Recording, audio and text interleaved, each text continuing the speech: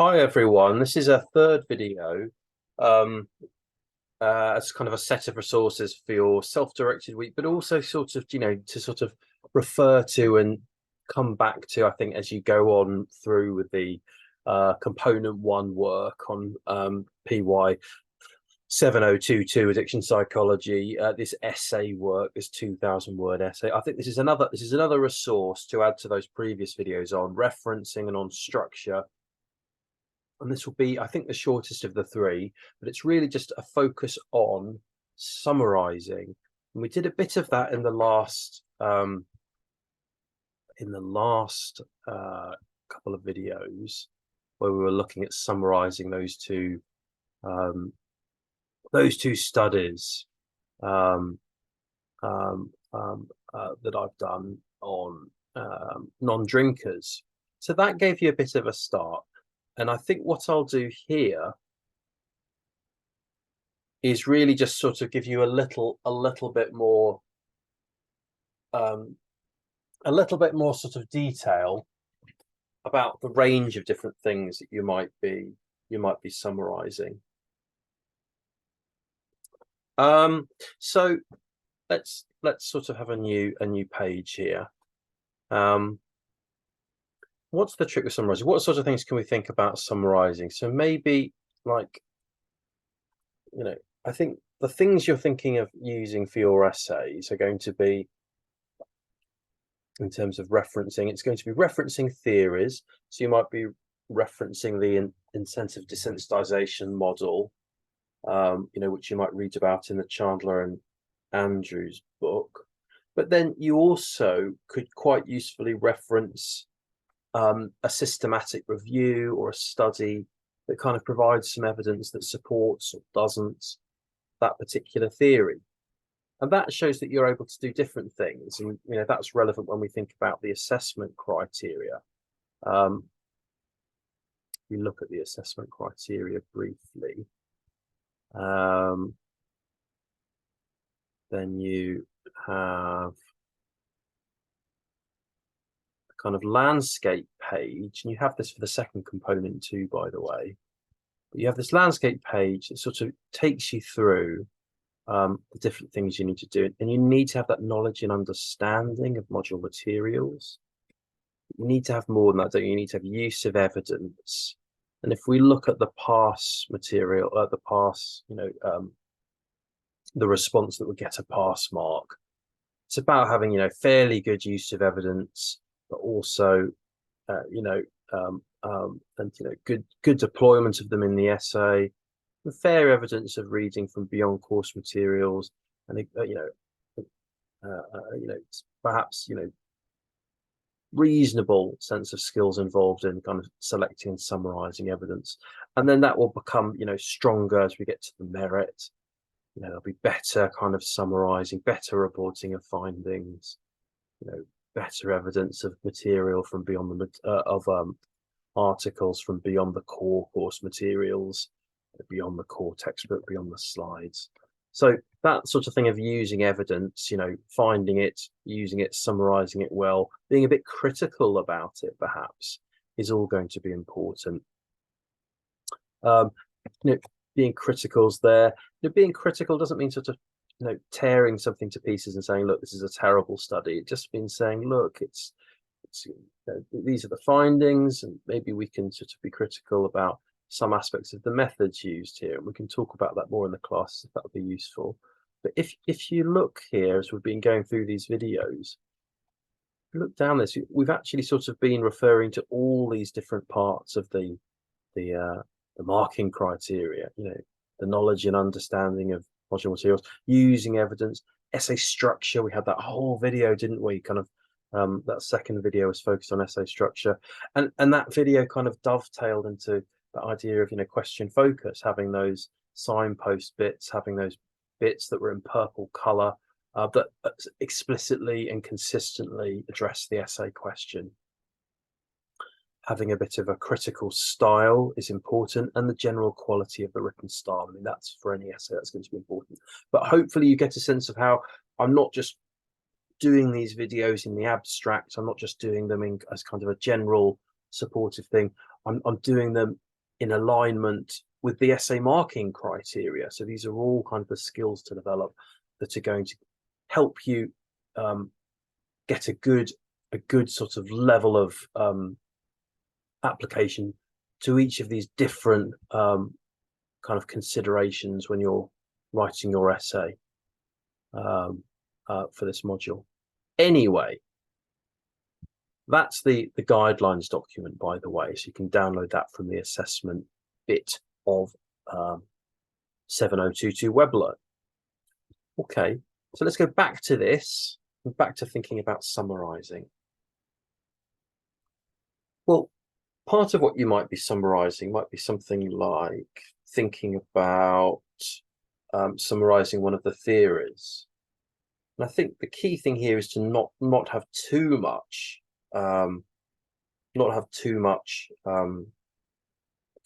descriptive work. So you might have, you know, a couple of sentences summarizing a theory, and I think that will hopefully be quite straightforward because you'll be able to refer to the Chandler and Adams and Andrews book, maybe have a quotation there, or if you're using, say, the Davies book, the Booth Davies book, you might be summarizing from that instead, or the Prime book if you're using the West and Brown book, the Theory of Addiction book. And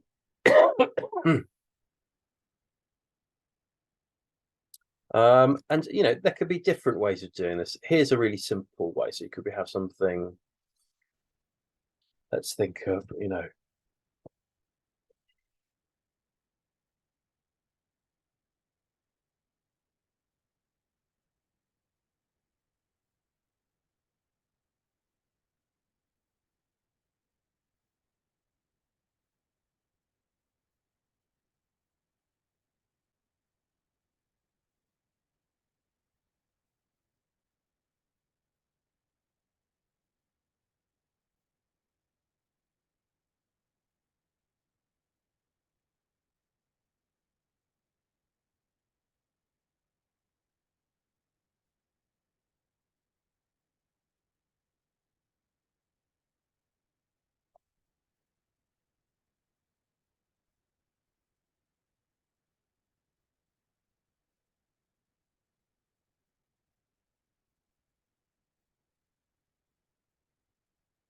I mean, that's not a brilliant sentence. It's a little general, but it would be a better sentence if it was followed by something that gives then a bit more detail about the theory. But I think that's sort of an example of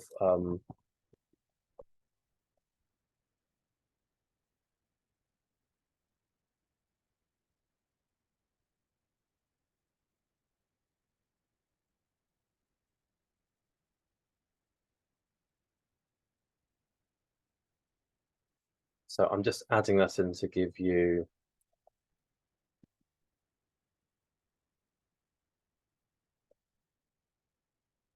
I'm just to give you the idea. There are no absolute hard and fast rules here. I'm just trying to give you an idea of how you can summarize different kinds of things. So that might be how you might want to summarize a theory.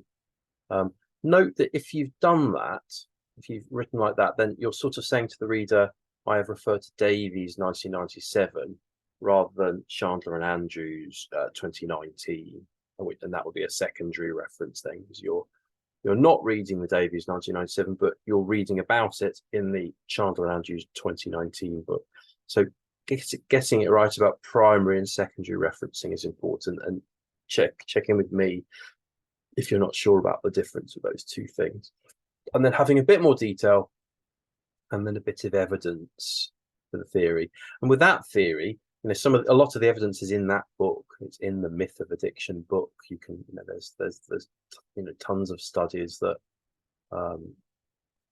that Booth Davies refers to when talking about addiction.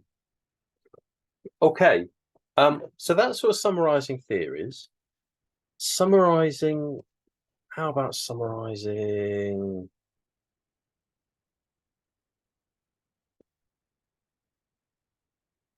Like, I'll do two more because you've had a summary of a qualitative study in my other videos.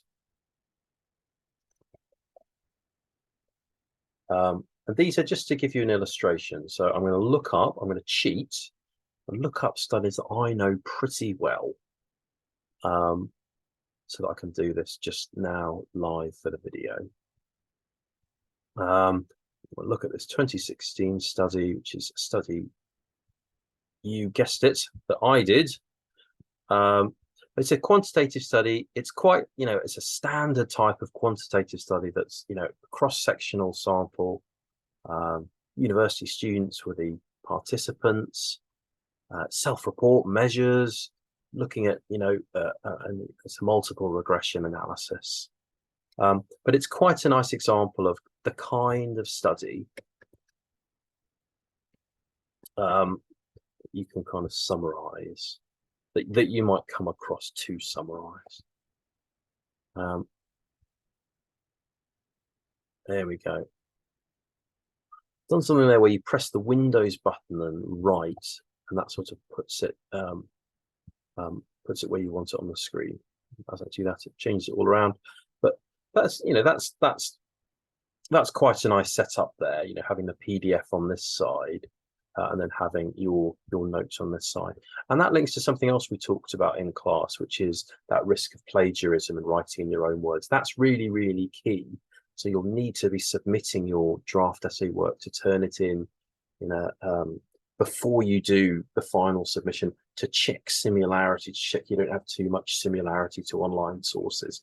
I'll talk about this again in class, but please do be familiar with that as an idea, and that's particularly for our international students. Just being familiar with the idea that you do have to write things in your own words. You can't copy and paste from an abstract or from the main body of anything or from a website.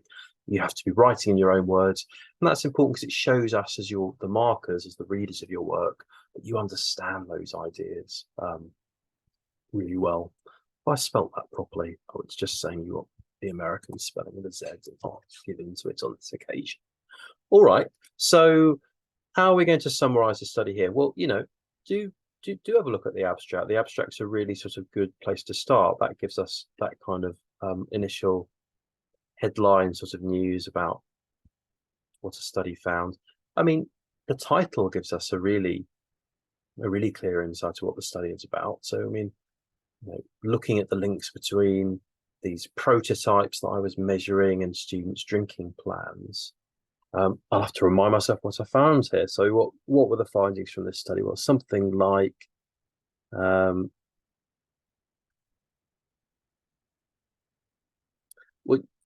I might zoom in and think about something else. So look at the multiple regression to check my understanding. So here I'm looking at, you'll sort of get onto this when you do Wendy's module. I'm looking at what the big predictors were of drinking intention in this study. The big predictor that came out was sensation-seeking impulsivity and relatively more sort of biased views of non-drinkers. That's a bit of a fiddly one to summarize, but let me give it a go. And remember, this isn't focused on this study. It's just to give us an idea of how to summarize. So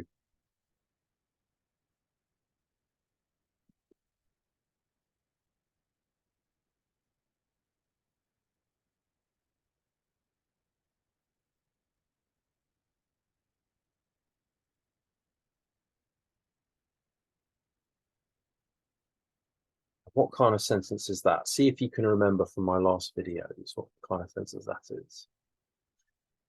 And if you said out loud or in your head, that's a signposting kind of sentence, then you're absolutely right. That's the kind of sentence it is. It's kind of talking to the reader and saying, here's what we're doing in this paragraph or at this point in this paragraph, and then we're giving some details about the study.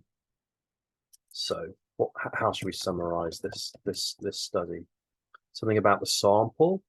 Don't remember the numbers. I'll have to go back and check those.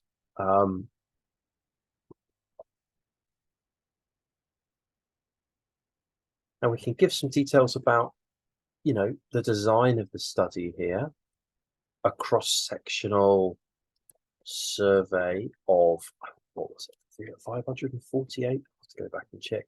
548 students studying at a UK-based university. So I'm trying to kind of use my own words. I'm not referring back to the abstract, just writing up the key details.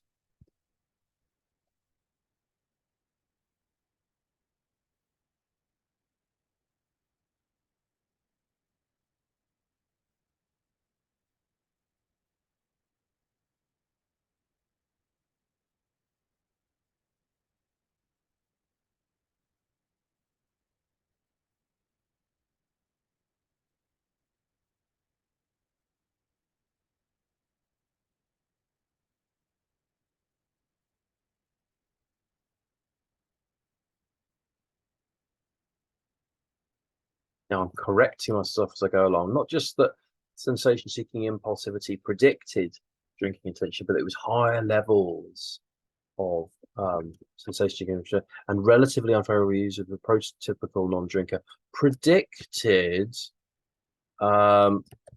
stronger intention to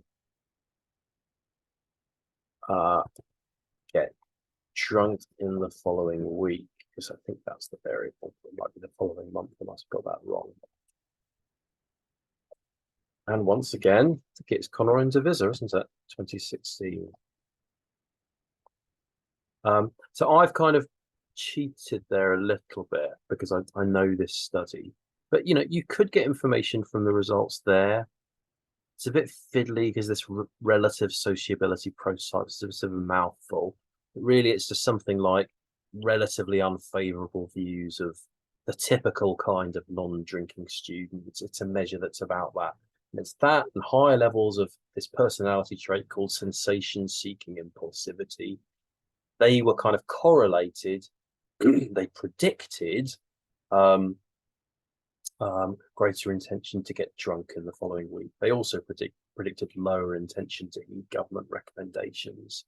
There are other things in this study, but I'm not pulling them out. I'm just focusing on those kind of headline findings. I'm not reporting this, which is a moderation analysis. I'm not reporting that. I don't have the space. I might not have the time while I'm reading it. But look, I've kind of put that in one sentence there. You could add more. You could have two sentences, but note that, you know, that's 44 words. Note that, having a really, really lengthy, detailed count of study, that's going to make things quite descriptive. So that's about right. Okay, so that's a summary there. And remember, you're always going to have something.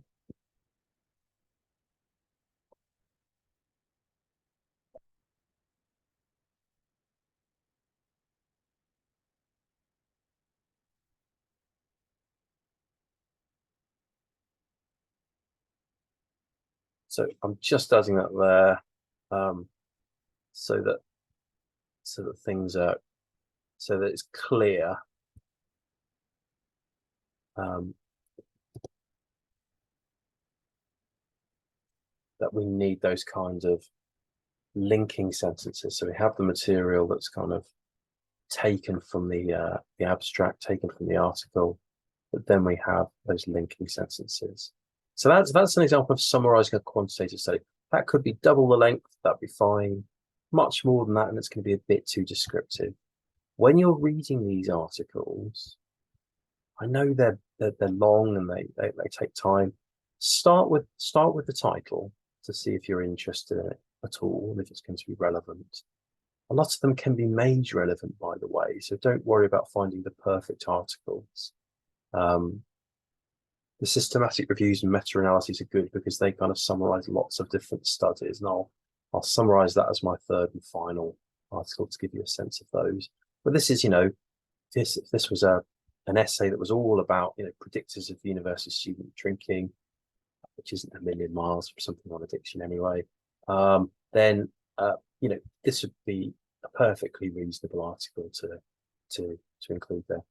When you're reading them, read the title, then read the abstract, which gives you the key detail. Look, I could pick out that I got the number wrong there. 543, wasn't it? And a bit of detail in the description is quite useful. But do try and read some of the article. You know, we're always reading for gist, we're reading for speed in academia, but try and slow yourself down sometimes to hoover up a bit of information. So, you know, read a bit of the background, context to the study, the theory it's talking about. It's using this thing called the prototype willingness model. So you could refer to the prototype willingness model there. But try and have a read of these to sort of push up your understanding a bit as you're going through them. But if you're just reading the abstract, you'll get lots of good detail there as well. Try and read the final bit of the study as well, where it's sort of, that gives you, you're back in the headline there, where it's sort of telling you what the study's set out to do, what it found, and what this sort of means in terms of applications. It's not a very good sense of what it means in terms of applications there in that conclusion, but there are kind of sections preceding that which do go into detail about, you know, study limitations and strengths, future research extensions, and health promotion implications. So that can all give you ideas about how to kind of put that study in some kind of broader context. Okay, so that's that. And I'm going to close that down now. And I'm going to bring up, can't do endless studies here, but can look at a meta-analysis. Now, these are good because these bring together different kinds of studies. And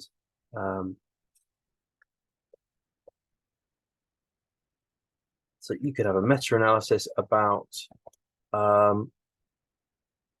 looking at studies that are to do with the incentive sensitization, desensitization model, or a meta-analysis looking at studies to do with some other attentional bias model. Or you could have a meta-analysis and systematic review that's something to do with motivational interviewing. I mean, there'll be dozens of them probably for motivational interviewing. There'll be tons of meta-analyses for CBT. A systematic review is looking with certain criteria at a whole load of studies to include them. So it could be a systematic review of studies looking at motivational interviewing used in the context of you know, harmful drinking in a very specific community. And so there might be lots of different systematic reviews looking at different aspects of motivational interviewing, but that would be one of them. A meta-analysis is kind of a bolt-on to a systematic review, which pulls out standard numerical data from each study and kind of harvests it all together, so that we've got some sense numerically of how good that study was. So a meta-analysis goes sort of one step further than a systematic review. I'll talk about this in one of our sessions, you know, because that will be quite useful. But here's an example of a meta-analysis I've done in the past with my colleague Martin Hager. So here's the abstract for this, and here we're not talking about how many participants were involved. Here the unit that we're talking about in terms of, you know, methods and results is the number of studies that were included in the meta-analysis. So this is where we're talking about 26 studies of these things we're focusing on in a study, which were called mental imagery interventions, comprising 33 independent data sets. So there were more than one data set in some of these studies were pulled together. So these are a good source of information, meta-analyses and systematic reviews, because they pull together a large number of studies, and they're kind of like the gold standard evidence that exists in relation to something we're interested in, like whether or not motivational interviewing is good as an intervention, as a psychological intervention in the context of addictive behavior, whether or not, you know, the evidence base, looking at whether or not evidence supports incentive desensitization theory as a theory explaining addiction, whether or not the evidence supports it. So there might be systematic reviews and meta-analyses for in support of theories. There might be systematic reviews and meta-analyses in support of interventions.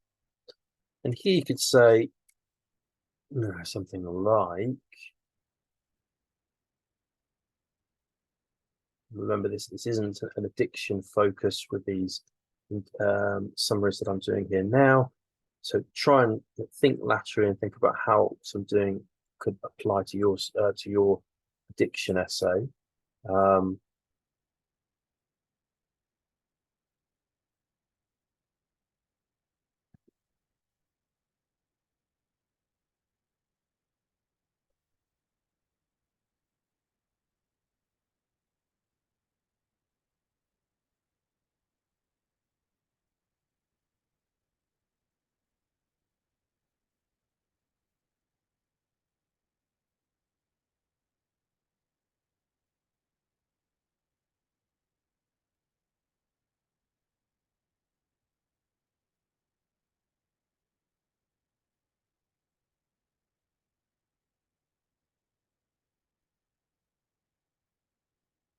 Again, not the best opening sentence, but it sort of does the job for now in a first draft.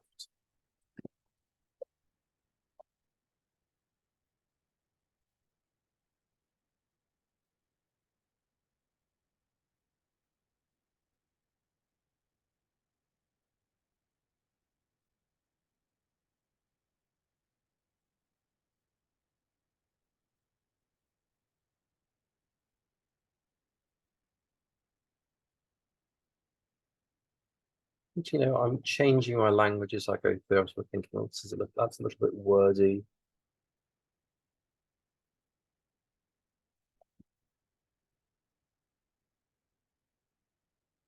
In fact, I'm changing my mind. I'm going to have a middle sentence there.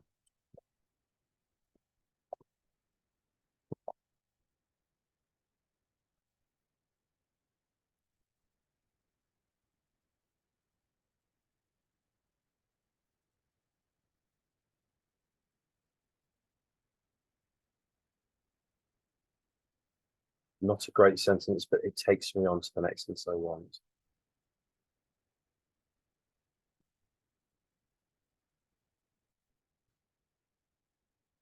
Now I'm going to have something bringing in my meta-analysis about mental imagery interventions. Mental imagery interventions.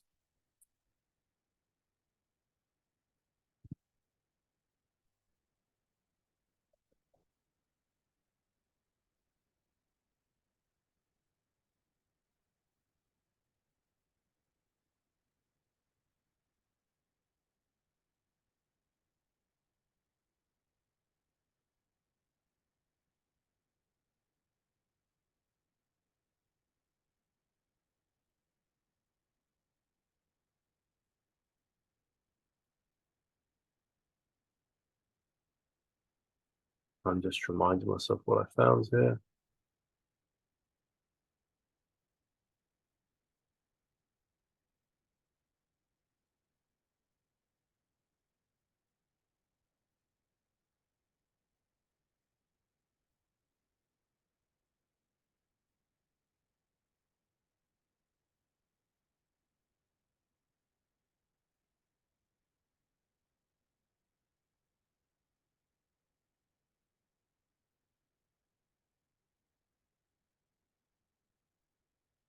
But again, that's sort of quite brief.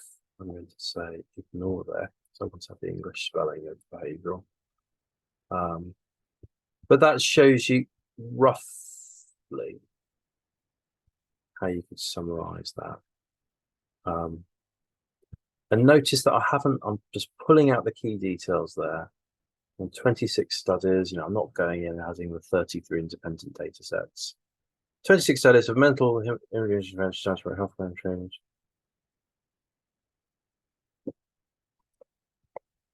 I'm adding in some more detail. I'm repeating the word health behavior there 3 times, I think. So that would need a bit of a revisit, that sentence. But that gives you sort of the idea, and that's a 41-word summary.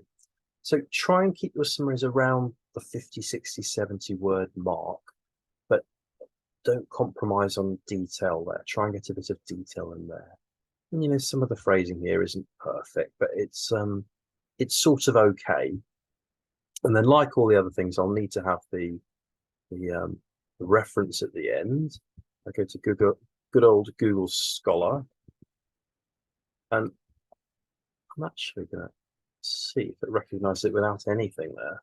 I think we only did one article together. Nope, it wants something else.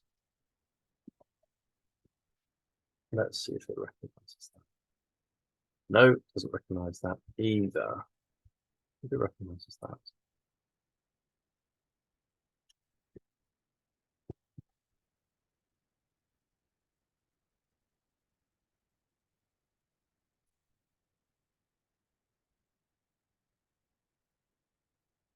Maybe it doesn't like the fact there's no break there.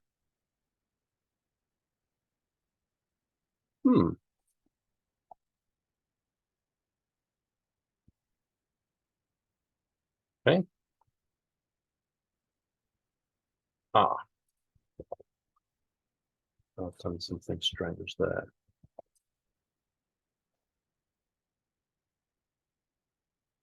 There we go. So there's a little bit of moving around there to get the thing I needed. But notice I just had one word there in the title. And I needed it, in fact, to break it down separately. Author Hager, author Conroy, and that's why it wasn't showing up. And I'm doing that thing where I do cite, copying the APA one, and pasting that at the end. I haven't done it for all of them, but there it is for a systematic review. Okay. All right. Well, look, I hope that's helpful. I've sort of shown you that you could summarize theories, summarize quantitative studies, summarize systematic reviews, and I've added just the Conroy and Hager one at the end there. Have a go at this. Keep on trying to summarize studies. Summarize it in 150 words first, if you like, and then try and, with redrafting, break it down into something shorter. Having the detail there is really important, but making sure you don't have so much description that you don't have the work out for the essay question is really important as well. I hope that's been really useful. Thank you for watching these 3 videos. Please get in touch with me with any questions that have come out from watching these.